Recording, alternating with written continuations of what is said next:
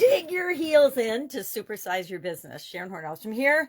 Our idiom for today, it kind of coincides with our annual challenge, the Get Your Goals annual challenge this year, is to dig your heels in.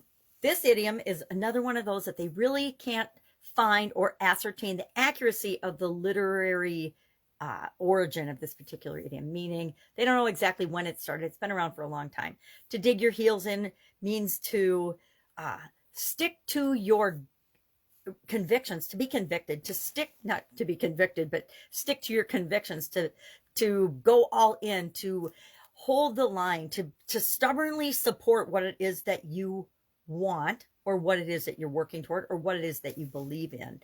It comes from things like tug of wars, where you dig your heels in so somebody can't pull you forward, and from animals' tendency to not want to be pulled forward, which is really interesting when we think about that, because a lot of times there's ways that we can improve and grow, but we resist those things because our subconscious and our brain in a lot of ways wants, or our mind wants to keep us safe and keep us, even though we might not be facing real and actual dangers nowadays.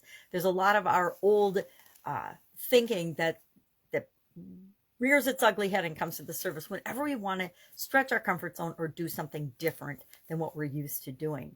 But it basically means to dig your heels in, means to refuse to change, refuse to listen to other people sometimes. Anybody ever do that? Anybody get stubborn and want to do things their own way? Sometimes that works out for us, and it's really, we have to go with what speaks to us, what our head, our heart, and our intuition, all three aspects of ourselves, believe is right.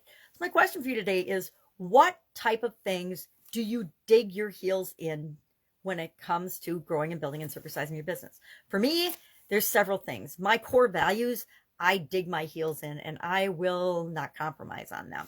My beliefs, I've learned that sometimes they're absolutely loco, and I need to question them, why I believe them, where they came from. Do I still believe them even though I'm an adult now, and I might have formed them when I was under 7 years old? You know, some of those things, the stubborn, the consistency, the tenaciousness, the I'm going to figure it out no matter what, the wondering how things work, the curiosity, those things serve me well.